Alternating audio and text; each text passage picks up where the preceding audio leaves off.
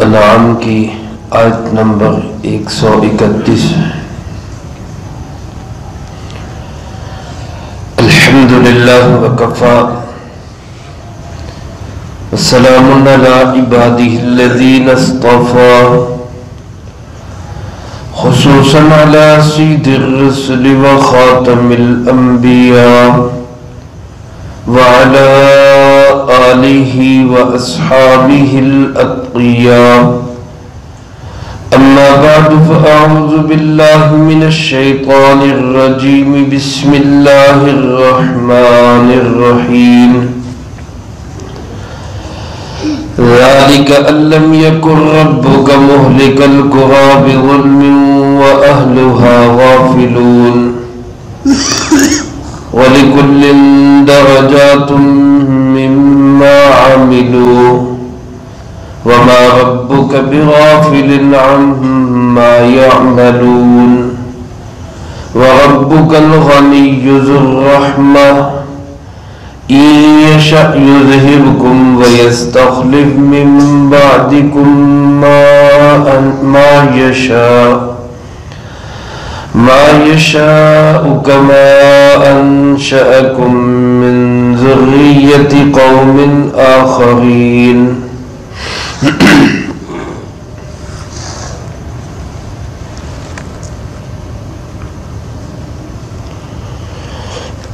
اس سے پہلی آیت مبارکہ میں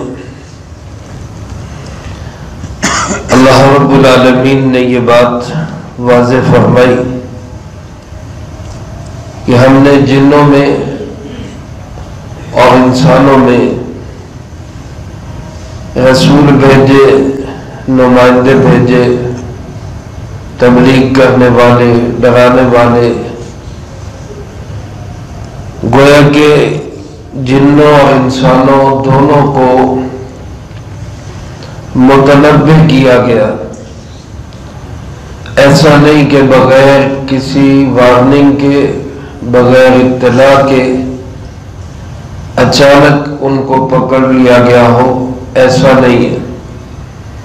اللہ رب العالمین کی سنت مبارکہ یہی ہے، عادت اللہ یہی ہے کہ اللہ کسی بھی قوم پہ فوری گرفت نہیں کرتے، انفرادی ہو یا اجتماعی۔ ڈھیل دیں گے، مہلت دیں گے، اس کو چانس دیں گے کہ توبہ کر لے، معافی مانگ لے، اور پھر اس چانس میں اللہ پاک اس کو کئی طرح سے تنبیہ بھی کریں گے۔ کبھی اللہ کے نبی آیا کرتے تھے، رسول آتے تھے، مبلغ آتے تھے، ہمارے پیارے آقا جناب محمد کریم صلی اللہ علیہ وآلہ وسلم اللہ کے آخری نبی ہیں۔ آپ علیہ الصلوۃ والسلام کے بعد کسی بھی قسم کا کوئی نیا نبی نہیں ہے۔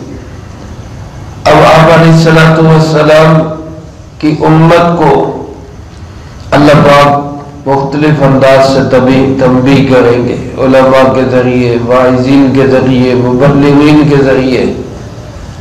گویا عادت اللہ اور سنت اللہ یہی ہے کہ کسی قوم کو اللہ اس وقت تک گرفت کا ہاتھ نہیں ڈالتے جب تک کہ ان کو متنبہ نہ کر دے، وہ چاہے تنبیہ کسی چھوٹے عذاب کے ذریعے سے ہو جائے، جیسا قرآن کریم میں دوسری جگہ فرمایا وَلَنُذِيقَنَّهُم مِّنَ الْعَذَابِ الْأَدْنَىٰ دُونَ الْعَذَابِ الْأَكْبَرِ، کہ ہم بڑے عذاب سے پہلے چھوٹے عذاب چکھاتے ہیں کہ شاید یہ لوگ واپس آ جائیں، شاید یہ لوگ واپس آ جائیں۔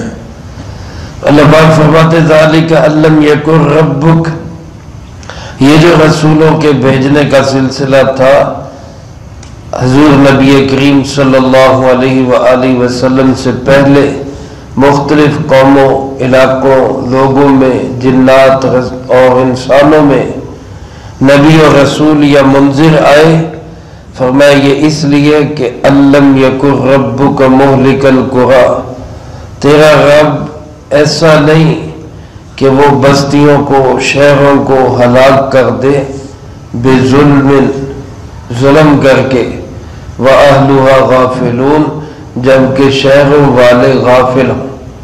اللہ پاک ایسا نہیں کرتے، اللہ کسی پہ بھی ظلم نہیں کرتے. وما ربک بظلام للعبید، تیرا رب تو بندوں پہ ذرا سا بھی ظلم کرنے والا نہیں ہے. تو اللہ کی عادت مبارکہ یہی ہے کہ اللہ پاک غفلت میں کسی پہ ہاتھ نہیں ڈالتے.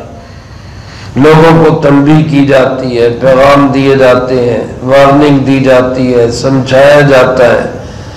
اور یہ سمجھنا سمجھانا، اللہ کے نبیوں کا بھیجنا، یہ بھی اللہ کی بہت بڑی رحمت ہے، بہت بڑی رحمت ہے.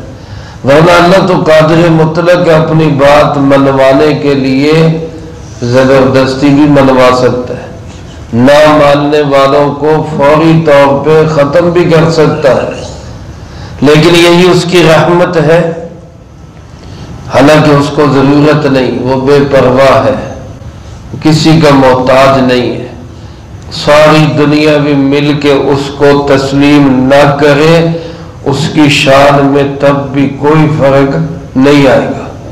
وہ غنی ہے، ورا الورا ذات ہے. لیکن پھر بھی اس کی رحمت ہے کہ وہ بندوں کو ان کے اچھے انجام کے لیے، تاکہ بندوں کو اچھا انجام ملے، بندوں کے درجات بلند ہو جائے.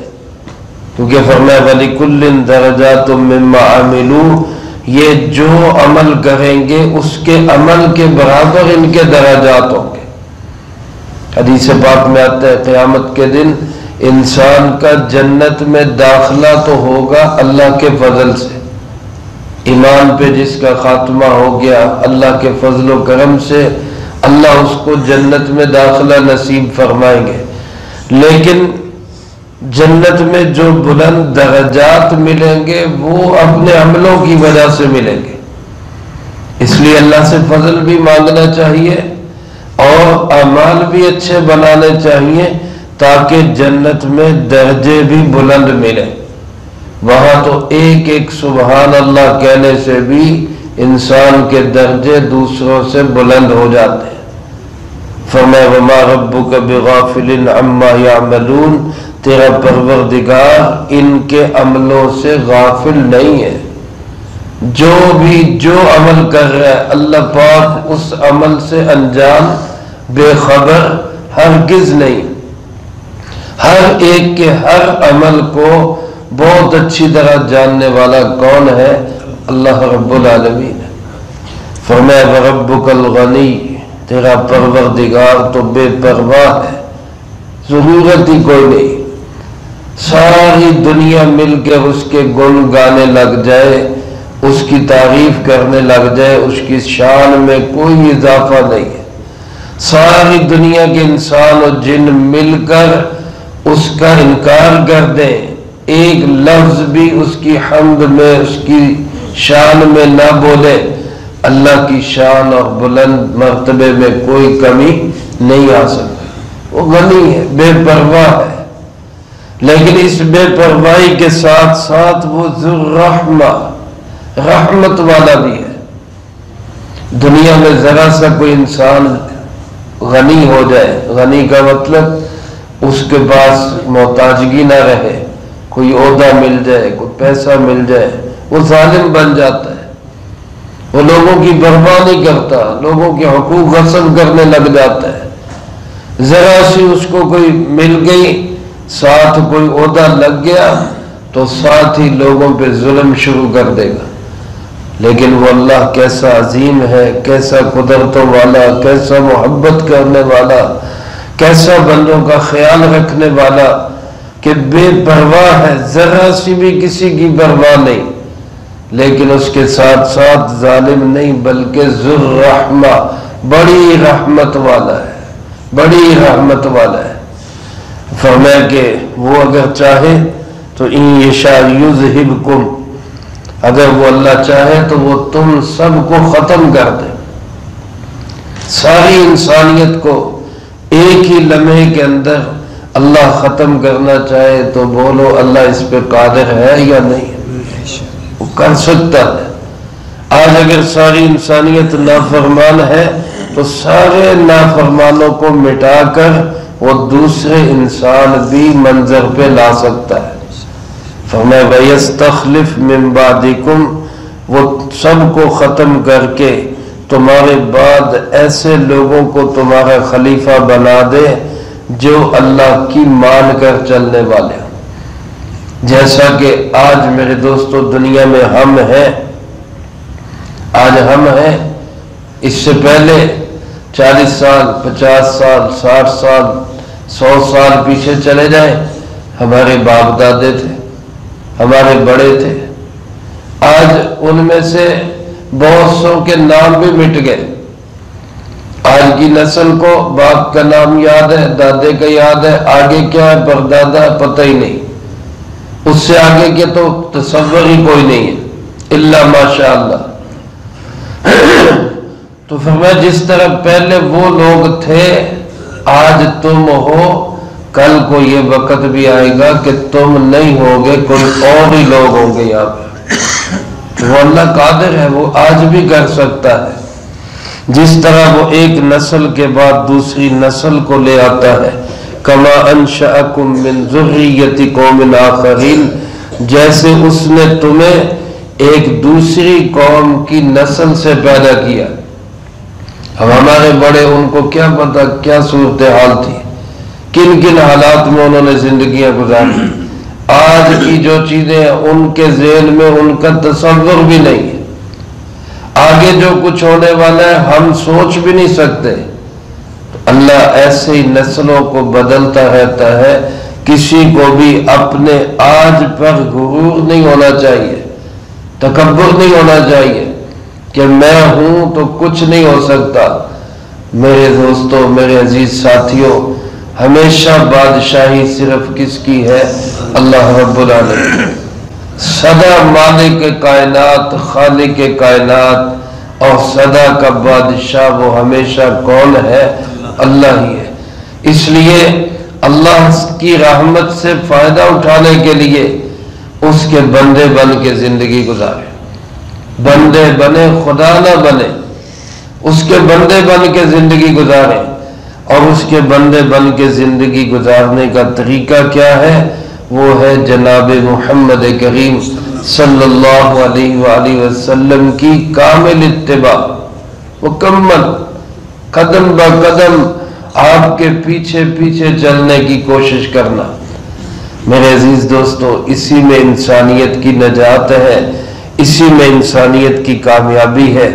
دنیا آخرت کی عزت اور دنیا آخرت کی سربلندی اللہ نے اپنے حبیب جناب محمد کریم صلی اللہ علیہ وسلم کے قدموں میں رکھی ہے. لہذا اگر آج انسانیت کے خیر خواہ لوگوں کو دنیا میں زندہ رکھنا چاہتے ہیں، کامیاب دیکھنا چاہتے ہیں، تو اس کا ایک ہی راستہ ہے تمام انسانوں، تمام جنوں کے لیے وہ اللہ کے بندے بن جائیں اور جناب محمد کریم صلی اللہ علیہ وسلم کے سچے امتی بن جائیں. اللہ پاک مجھے آپ کو سب کو اس کی توفیق نصیب فرمائے. جو کہا سنا اس کو زندگی میں لا کے دوسروں تک پہنچانے کی توفیق عطا فرمائے. اللہم لک الحمد کما ینبغی لجلال وجہک وعظیم سلطانک. اللہم لا احصی ثناء علیک انت کما اثنیت علی نفسک. اللہم لک الحمد کما انت اہل. صلی علی محمد کما انت اہل. وافعل بنا ما انت اہل فإنك اہل التقوى واہل المغفرة. اللہم وفقنا لما تحب وترضى من القول والعمل والفعل والهدي والنية إنك على كل شيء قدير. اللهم ربنا آتنا في الدنيا حسنة وفي الآخرة حسنة وقنا عذاب النار. اللهم ربنا هب لنا من أزواجنا وذرياتنا قرة أعين واجعلنا للمتقين إماما. اللهم ربنا تقبل منا إنك أنت السميع العليم وتب علينا إنك أنت التواب الرحيم. صلى الله تعالى على خير خلقه محمد وعلى آله وأصحابه أجمعين برحمتك يا أرحم الراحمين.